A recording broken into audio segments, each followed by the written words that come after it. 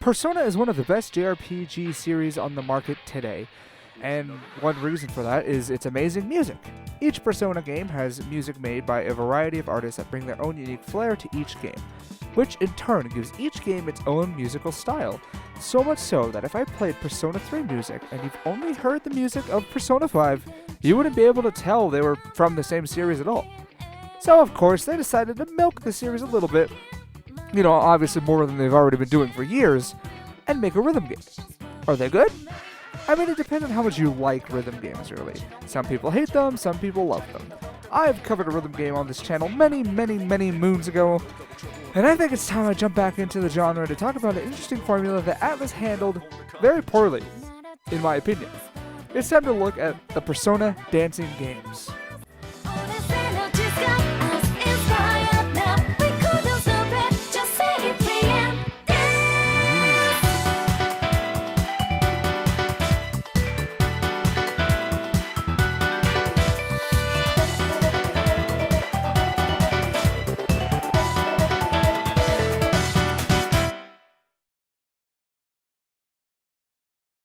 2008 was a magical year for Atlus. Only 2 years after the release of Persona 3, Atlus released yet another Persona game for the immensely popular PlayStation 2. And what most thought was a niche RPG from the land of weebs turned into a niche RPG from the land of weebs that had an ever-growing fan base. They made 2 separate anime adaptations and many spin-offs. The only game to surpass Persona 4 in popularity was Persona 5. Enter 2015. 1 year before the release of Persona 5 and 3 years after the release of the PS Vita and Persona 4 Golden. Atlus releases what many fans have been asking for, a rhythm game. The Persona OSTs are usually praised as some of the best in the industry, and you know damn well Atlus isn't going to pass up on any opportunity. Now unfortunately, they released a rhythm game for a system no one had, but that was fixed 3 years later when they ported it to the PS4. Anyway, even though it was released on an unpopular console, it sold about as well as they expected, and you know what that means? DLC!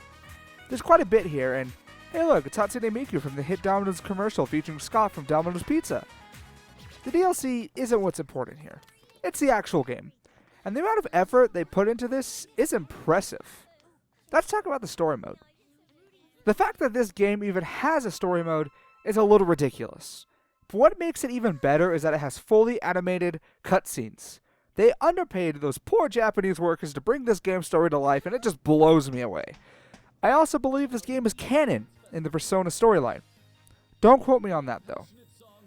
Taking place roughly a month following the epilogue of Persona 4 Golden, Rise Kujikawa, who has since returned to the idol industry, asks Yu Narakami and all her friends to dance alongside her in the upcoming Love Meets Bonds festival. As Yu, along with Naoto Shirogane, join up with Rise at her dance studio and are introduced to fellow idol Kanami Mashita. They learn that the Kanami's idol group, Kanami Kitchen, has mysteriously gone missing.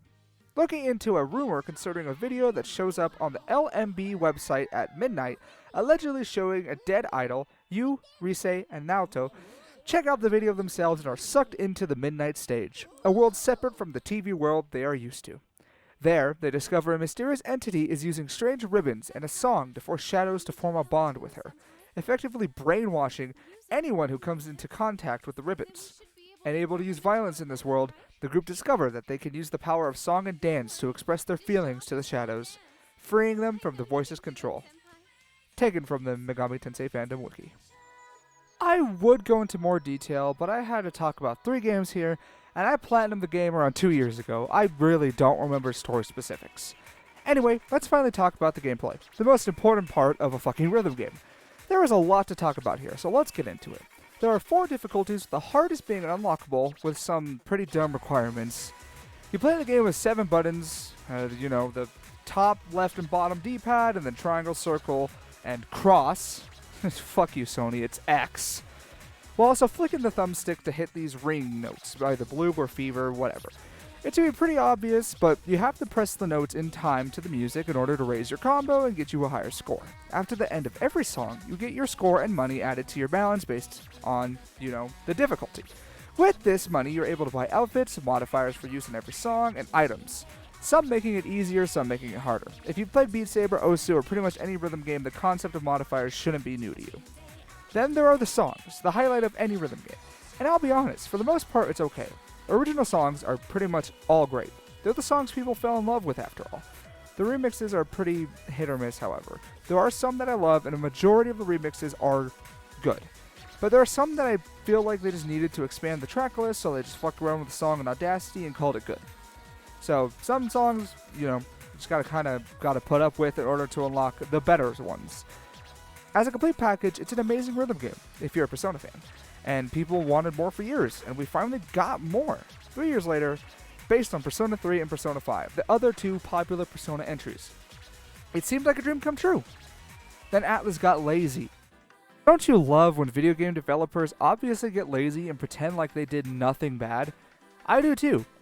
Now hear me out, it's not as if they did nothing for these games. They had to chart out every song for every difficulty, they created new gorgeous looking models for the Persona 3 characters, and they even made remixes of songs for both games. Effort was definitely made here, but I want you to look at these menus and tell me the difference. That's right, there was none, just a color change. These games are exact copy and pastes of each other, minus the actual characters and songs. And you'd think it wouldn't be distracting, you'd think it would be enough, and it would be enough if the game wasn't normally $54 for the digital version of the game and an outrageous $100 for the physical versions. You don't even get a soundtrack with it. I bought the Vita Japanese version on release because it came with CDs for both games. And then they throw this together and think fans will eat it up, because they can eat it up, and they will eat it up. The challenges for each game are exactly the same. The unlock requirements for outfits are the same. The format in which songs are unlocked are the same. The unlockable characters are as close as can be, and the DLC is the same. Not to mention, like I said before, the menus are exactly the same. And some songs can be played in both games, for Christ's sake. There are no improvements here over Dancing All Night whatsoever. The gameplay is exactly the same, and to make things worse, you need to buy the bundle of both games in order to get the remastered version of Dancing All Night for the PS4. Everything that Dancing All Night does is just copied over in this Persona 3 and 5 themed mockery. The songs are a bop, though, I can't deny that. So this brings us to the end. An absolutely wonderful rhythm game followed by two clones that do nothing to improve. This is my biggest problem with Atlus. When they make original games, they're amazing. But the spin-offs are always a gamble. Look at Strikers, a Warriors game that doesn't distinguish itself at all from other Warrior titles. Please step up your game, Atlus. Then again, I'm just a douchebag on the internet. What do I know? Thanks for watching another episode of That Game Review Show. Thank you very much for the continued support of the channel through this very rough year. And check back again next week for James's next review.